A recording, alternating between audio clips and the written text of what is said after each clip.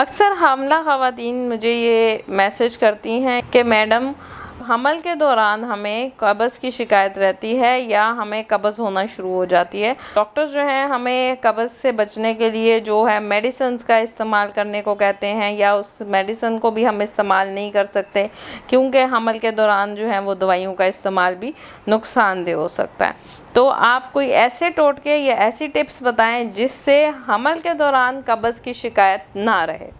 आज की इस वीडियो में मैं आपको ऐसे कुछ टोटके या ऐसे कुछ टिप्स देने लगी हूँ जो कि हमल के दौरान आपकी कब्ज़ के प्रॉब्लम को सॉल्व करने में मदद देंगी।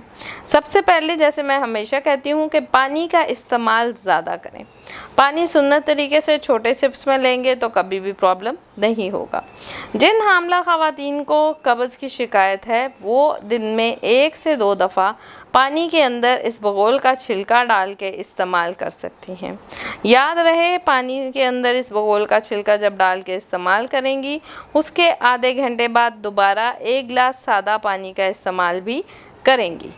उससे क्या होगा, उससे एक तो आपकी सेहत बेहतर रहेगी, कब्ज़ का प्रॉब्लम और जो फाइबर आप इन द फॉर्म ऑफ इसबगोल ले रही हैं उसको बल्क मिलेगा और वो पानी जो है वो आपकी कब्ज़ की इस प्रॉब्लम को सॉल्व कर सकता है। इसी तरह हमल के दौरान अगर दूध के अंदर अर्के गुलाब डाल के इस्तेमाल करते हैं तो वो भी निहायत मुफीद और कारआमद रहेगा। उससे भी आपकी ये कब्ज़ वाला प्रॉब्लम जो है वो ठीक रहेगा।